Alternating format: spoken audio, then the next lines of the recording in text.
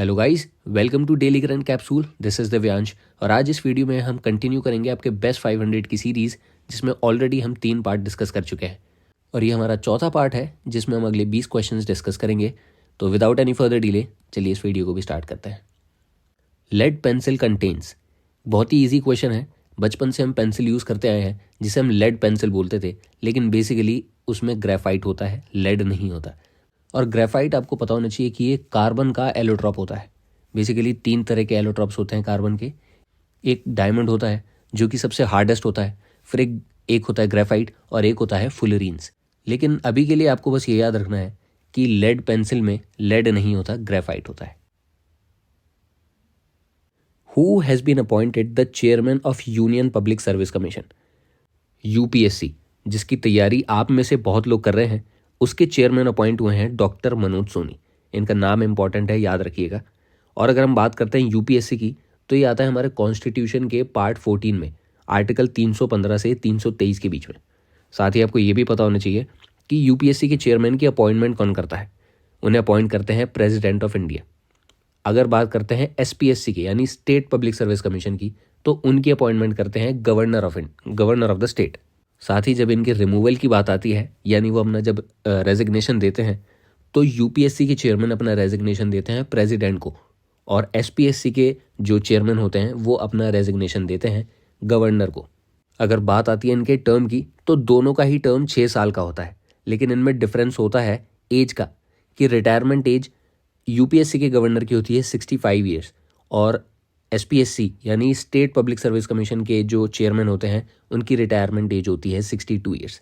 लेकिन इनकी टर्म दोनों की ही 6 साल होती है। तो ये सारे पॉइंट्स याद रखिएगा, और साथ में ये भी कि यूपीएससी के चेयरमैन है doctor Manoj Soni. A proclamation of emergency issued under article 352 must be approved by the parliament within. देखिए, जब इमरजेंसी की बात आती है तो इंडियन कॉन्स्टिट्यूशन में 3 तरह की इमरजेंसी के बारे में बताया गया है। सबसे पहली होती है नेशनल इमरजेंसी, जो आती है आर्टिकल 352 में, जो इस क्वेश्चन में भी पूछी गई है। उसके बाद दूसरी आती है स्टेट इमरजेंसी, जो आर्टिकल 356 में आती है। इसे प्रेसिडेंट्स रूल भी कहते हैं। और तीसरी होती है फाइनेंशियल इमरजेंसी, जो आती है आर्टिकल 360 में। तो इस क्वेश्चन में आर्टिकल 352 यानी नेशनल इमरजेंसी के बारे में पूछा गया है। तो इसका आंसर होगा 1 मंथ, यानी 1 महीना from the proclamation of emergency. जिस दिन इमरजेंसी लगाई जाती है उस दिन से 1 महीने के अंदर अंदर पार्लियामेंट का अप्रूवल चाहिए होता है। पार्लियामेंट यानी दोनों हाउसेस का, लोकसभा और राज्यसभा, दोनों की तरफ से अप्रूवल चाहिए होता है। और अगर ये अप्रूवल मिल जाता है तो नेशनल इमरजेंसी 6 महीने के लिए लग जाती है। अगर बाद में उसे एक्सटेंड करना हो तो अप्रूवल दोबारा चाहिए होता है। ठीक है, तो याद रखना, इसका आंसर है 1 month from the proclamation of emergency. Emergency लगने के 1 महीने के अंदर अंदर।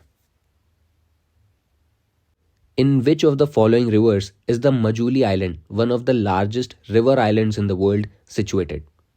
मजूली आइलैंड ये दुनिया का सबसे बड़ा रिवर आइलैंड है, जो आपको मिलेगा ब्रह्मपुत्र रिवर में।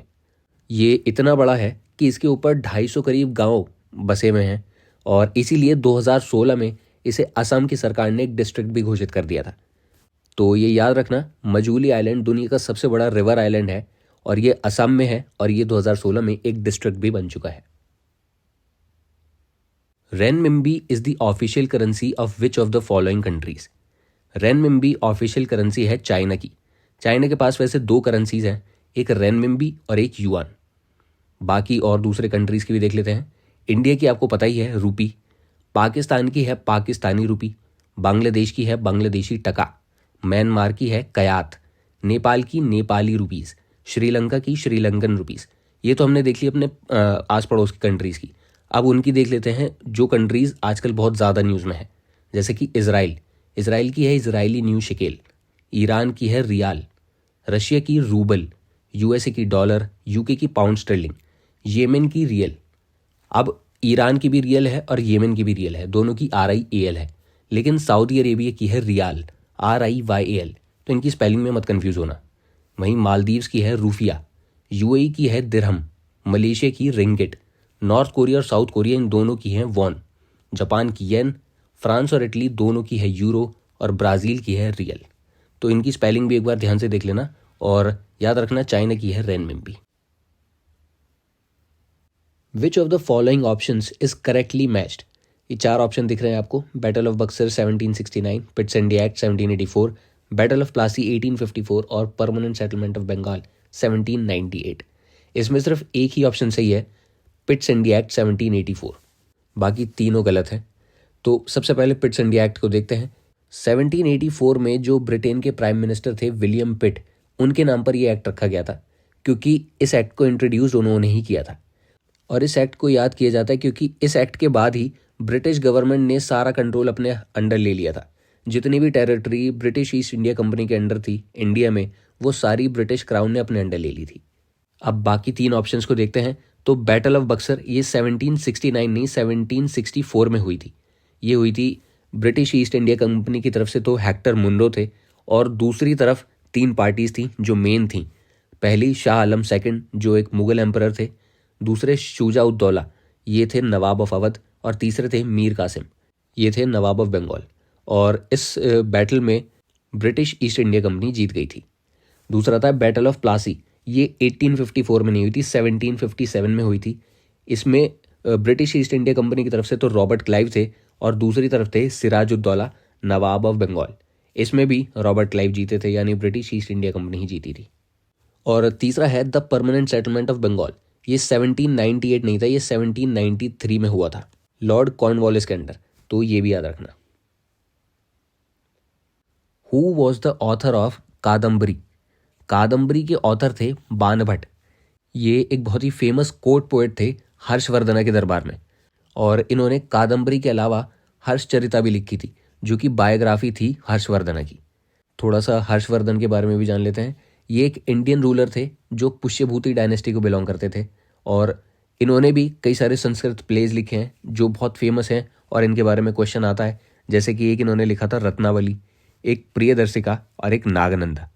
ये तीन संस्कृत प्लेज इन्होंने लिखे थे और ये तीनों ही बहुत फेमस हैं। इनसे रिलेटेड क्वेश्चन कई बार पूछा गया है, तो ये भी याद रखना कि बाणभट्ट ने कादम्बरी और हर्षचरिता लिखी है और हर्षवर्धन ने लिखे हैं रत्नावली, प्रियदर्शिका और Nagananda. Who is the current chief of the research and analysis wing, रॉ, जिसे बनाया गया था 1968 में। जब 1962 और 1965 में हम दो बार चाइना के साथ वॉर लड़ चुके थे, उसके बाद एक इंटेलिजेंस एजेंसी की कमी खली थी कि हमारे पास एक एक्सटर्नल इंटेलिजेंस भी गैदर करने के लिए एक एजेंसी होनी चाहिए, जिसके बाद 1968 में रॉ को बनाया गया था। और रॉ के करंट चीफ हैं अभी रवि सिन्हा। इंटेलिजेंस ब्यूरो की अगर हम बात करते हैं तो वो 1887 में बन चुकी थी, लेकिन वो ब्रिटिश इंडिया के टाइम पर थी। और जब इंडिया को इंडिपेंडेंस मिला 1947 में, तो उसका नाम चेंज करके इंटेलिजेंस ब्यूरो रखा गया था। और अभी उसके करंट चीफ हैं तपन डेका। तो दोनों के चीफ का नाम आपको पता होना चाहिए। रॉ के करंट चीफ हैं रवि सिन्हा और इंटेलिजेंस ब्यूरो के हैं Tapan Deka. Which reaction is correct for breath analyser use to test driver suspected of drink? आपने देखा होगा जब किसी को पुलिस ड्रिंक एंड ड्राइव में पकड़ती है तो एक इक्विपमेंट में उन्हें फूंक मारने को कहते हैं। तो उस इक्विपमेंट में रेडॉक्स रिएक्शन होता है। बेसिकली उसके अंदर दो तीन केमिकल्स होते हैं। एक तो होता है सल्फ्यूरिक एसिड, एक होता है पोटेशियम डाइक्रोमेट और एक होता है सिल्वर नाइट्रेट। ये तीन कंपाउंड्स होते हैं, इनका नाम याद रखिएगा। इनसे पता चल जाता है कि उस बंदे ने ड्रिंक कर रखी है, अल्कोहल कंज्यूम कर रखा है या नहीं। Which of these is not a port city on the Arabian sea? अगर आप इंडिया के मैप को देखेंगे तो नीचे से वो एक पेनिनसुला है। पेनिनसुला यानी जो एक लैंड एरिया जो तीन तरफ से पानी से घिरा हो। तो आप इंडिया को देखेंगे तो एक साइड से, वेस्टर्न साइड से तो अरेबियन सी है, ईस्टर्न साइड में है बे ऑफ बंगाल और नीचे साउथ में है इंडियन ओशन। तो इसमें पूछा गया है अरेबियन सी वाली पोर्ट सिटी कौन सी नहीं है इसमें। सबसे पहले है पांजी जो आती है गोवा में, फिर आता है मुंबई, मुंबई है महाराष्ट्र में, और मैंगलोर है कर्नाटका में। तो ये तीनों ही सिटीज़ जो हैं अरेबियन सी को टच करती हैं। लेकिन विशाखापट्टनम ये आता है आंध्र प्रदेश में, जो कि बे ऑफ बंगाल को टच करता है, अरेबियन सी को नहीं। तो इसका आंसर हुआ Visakhapatnam. Which of the following rivers is not a tributary of Brahmaputra? इन चारों में से ब्रह्मपुत्र की ट्रिब्यूटरी कौन सी नहीं है? पहले आपको पता होना चाहिए कि कौन कौन सी हैं। लोहित, सियांग, मानस, कामेंग, सुबानसिरी और दिहांग, ये सारी ब्रह्मपुत्र की ट्रिब्यूटरीज हैं। लेकिन सुवर्ण रेखा ब्रह्मपुत्र की ट्रिब्यूटरी नहीं है। ये झारखंड और वेस्ट बंगाल वाली एरिया में बहती है। वहीं अगर ब्रह्मपुत्र को देखें तो वो तिब्बत से होती हुई इंडिया में एंटर करती है अरुणाचल प्रदेश से, फिर असम होती हुई बांग्लादेश जाती है और बांग्लादेश से बे ऑफ बंगाल में। ठीक है, तो ये रूट याद रखना। इसके अलावा गंगा की और यमुना की ट्रिब्यूटरी सबसे इंपॉर्टेंट होती हैं, सबसे ज़्यादा यही पूछी जाती हैं, तो एक बार उन्हें भी देख लो। गंगा की मेन ट्रिब्यूटरीज हैं यमुना, सोन, गोमती, घाघरा, गंडक, कोसी। वहीं यमुना की हैं टोन, चंबल, हिंडन, बेतवा और केन। जितने भी इंपॉर्टेंट रिवर्स हैं उनकी कम से कम 4-4, 5-5 ट्रिब्यूटरीज के नाम तो आपको पता होने चाहिए, तो याद कर लेना उन्हें अच्छे से। Which among the following cities in which British company agents settled in first? British East India company जो इंडिया में आए थे 1601 में, इन्होंने अपनी सबसे पहली फैक्ट्री खोली थी 1611 में मासूलीपट्टनम में, और उसके बाद दूसरी फैक्ट्री खोली थी 1613 में सूरत में। लेकिन ऑप्शन में देखें तो ये दोनों ही जगह नहीं है। यहाँ पर जो ऑप्शन दे रखे हैं उनमें सबसे पहले इनकी फैक्ट्री खुली थी मद्रास में 1639 में, उसके बाद बॉम्बे में 1668 में, और फिर कोलकाता में 1690 में। इन सब की क्रोनोलॉजी पता होना भी बहुत ज़रूरी है, तो ये सब याद रखना। विच of the following is not a part of neuron? Nervous system के जो सेल्स होते हैं उन्हें न्यूरॉन्स बोला जाता है, यानी ब्रेन सेल्स को। अब आपको दिख रहा होगा इस डायग्राम में कि डेंड्राइट, सेल बॉडी और न्यूक्लियस ये तीनों ही न्यूरॉन के पार्ट है, लेकिन कलेक्टिंग डक्ट न्यूरॉन का पार्ट नहीं होता। ये आपको मिलेगा किडनीज के पास। यहाँ हम बात कर रहे हैं न्यूरॉन्स की, तो बाकी तीनों जो ऑप्शंस हैं डेंड्राइट, सेल बॉडी और न्यूक्लियस, ये न्यूरॉन्स के पार्ट हैं। और न्यूरॉन्स यानी ब्रेन सेल, इनके बारे में आपको ये भी पता होना चाहिए कि सबसे कम रीजेनरेटिव पावर अगर होती है तो वो होती है न्यूरॉन्स की, और सबसे ज़्यादा अगर रीजेनरेटिव पावर किसी की होती है तो वो होती है लिवर सेल्स की।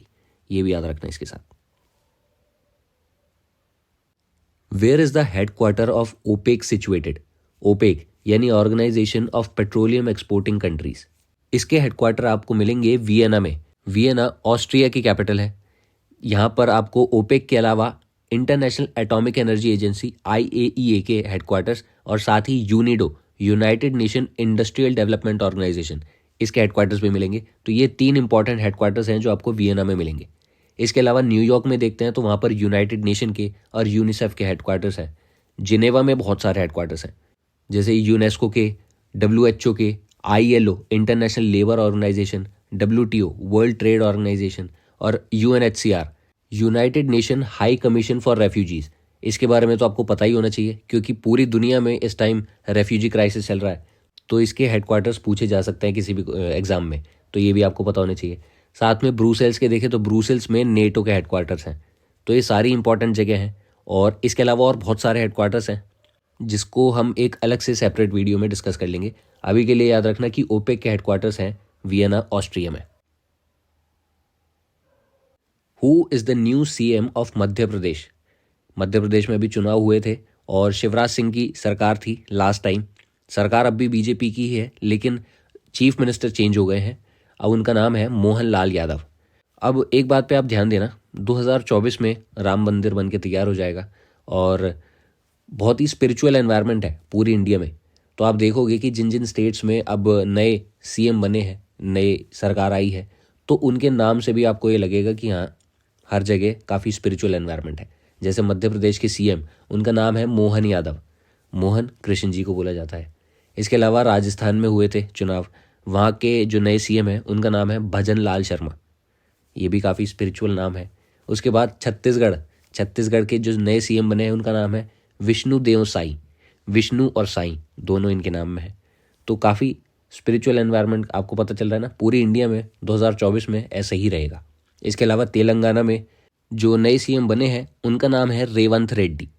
अब आप कहोगे कि इनके नाम में तो कोई स्पिरिचुअलिटी नहीं है, उसका रीज़न ये हो सकता है कि ये बीजेपी को बिलोंग नहीं करते, ये कांग्रेस को बिलोंग करते हैं, तो शायद आपको ऐसा लगे कि इनके नाम में स्पिरिचुअलिटी नहीं है। तो याद रखना, मध्य प्रदेश में जो अभी नए CM बने हैं उनका नाम है मोहन यादव, वहाँ के गवर्नर हैं मंगूभाई पटेल, और मध्य प्रदेश की कैपिटल है Bhopal. The phenomena of bouncing back of light is called? ये बहुत ही ईजी क्वेश्चन है और कई बार एग्जाम में पूछा गया है। जब लाइट किसी मीडियम से टकराकर वापस आती है यानी बाउंस बैक करती है, तो उसे कहते हैं रिफ्लेक्शन, जो इस क्वेश्चन में पूछा गया है। और रिफ्रैक्शन की अगर हम बात करते हैं तो जब हम लाइट को किसी मीडियम पे मारते हैं तो वो उसके आर पार चली जाती है, लेकिन वो थोड़ी सी शिफ्ट हो जाती है, उसकी डायरेक्शन चेंज हो जाती है, वो बिल्कुल सीधे वैसे नहीं जा पाती जिस डायरेक्शन में वो जा रही थी। तो वो जो टिल्ट होता है वो रिफ्रैक्शन होता है। जब मीडियम से टकरा के लाइट वापस जाती है उसे कहते हैं रिफ्लेक्शन, और जब वो मीडियम को पार करके चली जाती है, हल्का सा डायरेक्शन में उसकी चेंज आता है, तो वो होता है रिफ्रैक्शन। याद रखना दोनों ही। Silk worm feeds on. Silk worm जिसे हम यूज़ करते हैं सेरिकल्चर में सिल्क बनाने के लिए, वो जो वर्म होता है वो मलबेरी लीव्स खाता है, यानी शहतूत की पत्तियां खाता है वो। और अगर पूछा जाए कि पूरी इंडिया में कौन सी स्टेट है जहाँ पर सबसे ज़्यादा सिल्क का प्रोडक्शन होता है, तो नाम आएगा कर्नाटका का। पूरी इंडिया का ऑलमोस्ट 45% सिल्क का प्रोडक्शन कर्नाटका में ही होता है। Ornithophily is affected by. Ornithophily अगर देखा जाए तो ये एक पॉलिनेशन की टाइप होती है। प्लांट्स जब पॉलिनेशन करते हैं तो बायोटिक और एबायोटिक दोनों तरह के एजेंट्स का यूज़ होता है। बायोटिक एजेंट्स वो होते हैं जो लिविंग होते हैं, और एबायोटिक का मतलब नॉन लिविंग। तो बायोटिक एजेंट्स में आती हैं बर्ड्स। जब बर्ड्स के थ्रू पॉलिनेशन होता है तो उसे बोला जाता है ऑर्निथोफिली। इंसेक्ट्स के थ्रू पॉलिनेशन होता है तो उसे बोला जाता है एंटोमोफिली। वहीं वर्टिब्रेट्स के थ्रू होता है तो उसे बोलते हैं जूफिली। जब बात करते हैं हम एबायोटिक एजेंट्स की, एबायोटिक यानी नॉन लिविंग एजेंट्स, यानी विंड और वाटर, तो जब विंड के थ्रू पॉलिनेशन होता है उसे बोलते हैं एनिमोफिली, और वाटर के थ्रू पॉलिनेशन होता है तो बोलते हैं हाइड्रोफिली। तो ये कुछ बायोलॉजिकल टर्म्स हैं जिनके बारे में रेगुलरली एग्जाम्स में पूछा जाता है। Who is the first women winning Arjun award in equestrian. सबसे पहले आपको एक्विस्ट्रियन के बारे में पता होना चाहिए। ये हॉर्स से रिलेटेड जो स्पोर्ट्स होते हैं उसे एक्विस्ट्रियन कहा जाता है, और बेसिकली 3 इवेंट्स को मिला के एक्विस्ट्रियन बोला जाता है, जिसमें एक है ड्रेसेज, एक है शो जंपिंग और एक है हंटर ट्रायल्स। इन तीनों को मिला के ही एक्विस्ट्रियन स्पोर्ट बोला जाता है। और दिव्य कीर्ति सिंह पहली एक्विस्ट्रियन प्लेयर बन गई हैं इंडिया में जिन्हें अर्जुन अवार्ड से सम्मानित किया गया है। तो इनका नाम याद रखना, Divya Kirti Singh. Which among the following options is the daily newspaper published in Sanskrit. Sanskrit में पब्लिश होने वाला पहला और अकेला इंडिया का न्यूज़पेपर है सुधर्म। ये 1970 से पब्लिश हो रहा है और 50 साल से ज़्यादा हो चुके हैं इस न्यूज़पेपर को पब्लिश होते हुए, अभी भी आता है। इसके अलावा बाकी ऑप्शंस देखते हैं। सोम प्रकाश, ये न्यूज़पेपर पब्लिश किया था ईश्वर चंद्र विद्यासागर ने 1859 में। वहीं संवाद कौमुदी, ये भी बहुत इंपॉर्टेंट न्यूज़पेपर है। इसके पब्लिशर थे राजा राम मोहन रॉय, और ये भी एक बंगाली लैंग्वेज का न्यूज़पेपर है। सोम प्रकाश भी एक बंगाली लैंग्वेज का ही न्यूज़पेपर था। सुधर्म आपको बता ही दिया है, संस्कृत लैंग्वेज का है। अगर इंडिया में सबसे पहला इंग्लिश लैंग्वेज का न्यूज़पेपर पूछा जाए तो वह है बंगाल गजेट, जो 1780 में आया था, और उसके पब्लिशर थे James Augustus Hicky, J.A. Hicky. Okay guys, तो ये 20 क्वेश्चंस आपके पूरे हो चुके हैं। चौथा पार्ट आपका तैयार है बेस्ट 500 का। अब इससे आगे की सीरीज़ हम कंटिन्यू करेंगे। तब तक के लिए आप इन सभी पार्ट्स को अच्छे से रिवाइज करिए, मन लगा के पढ़ाई करिए, and I will see you in the next class.